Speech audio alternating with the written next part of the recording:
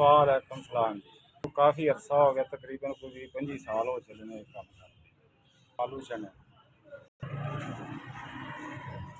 6 ने, 3 बच्चियां 3 बच्चे ने, ते मकान भी मेरा किराए का है। 6 बच्चे ते 2 जी असीं आप आ, 8 जी असीं घर दे।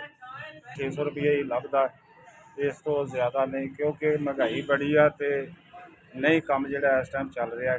पहले निशान पूरे तो ही बेची दा सौदा, बोतलां वगैरह रद्दी जो कोई लभ जाए उतों बेची दा है।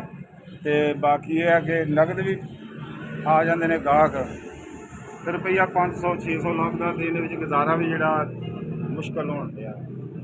काफ़ी हद तक हो गई आ, ते फिर यह है कि हर चीज़ महंगी हो गई है, तो साडी हर चीज़ ही जिहड़ी पहुँच तो दूर हो गई आ सकदा। इस टाइम ते बिजली के बिल भी बहुत ज़्यादा हो गए ने, ते तेल महंगा होने के नाल हर चीज़ जिहड़ी महंगी हो जाती है, तो फिर ज़ाहिर है भी महंगाई तो वधनी वधनी आ।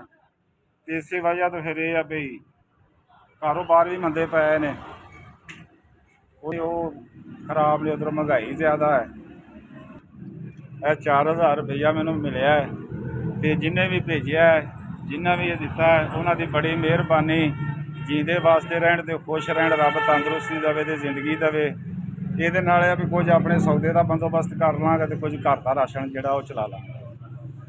बहुत मेहरबानी। महंगाई के दौर च भी जोड़े माड़े बंदे का एहसास करते हैं, अल्लाह उन्होंने बहुत इज्जत देवे, तो बहुत तंदुरुस्ती देवे, जिंदगी देवे, तो अल्लाह उन्होंने खुश रखे।